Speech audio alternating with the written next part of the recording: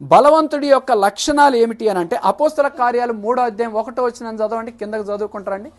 ఇక్కడ అందరూ చదవగలిగిన వాళ్ళే. అపోస్తల కార్యాలు 3వ అధ్యాయము 1వ వచనం నుంచి, పగలు 3 గంటలకు ప్రార్థన కాలమున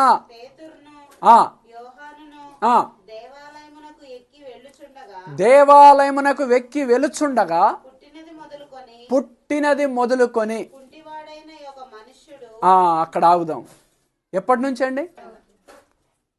పుట్టినది మొదలుకొని కుంటివాడు ఎక్కడున్నాడయ్యా అని అంటే శృంగారమను దేవాలయం దగ్గర.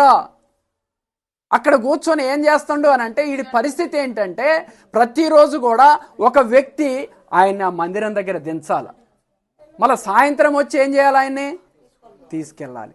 ఆయనకి ఏ అవసరత ఉన్నా పాపం నడవగలుగుతాడా? ఎవరో ఒకళ్ళ సహాయము కావాలి.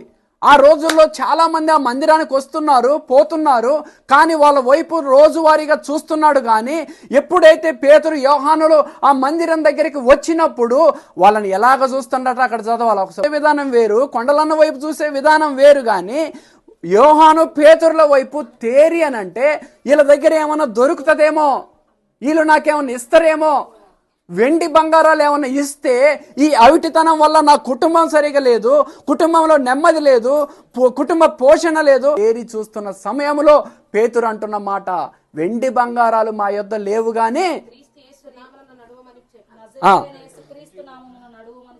చెప్పి కుడి చెయ్యి పట్టుకొని లేవనెత్తగా వెంటనే వాని పాదములు నిలిపి బలము పొంది నిలిచెను. దేవునికి స్తోత్రం. గట్టిగా చప్పట్లు కొట్టి దేవుని నామాన్ని మహిమపరదాం.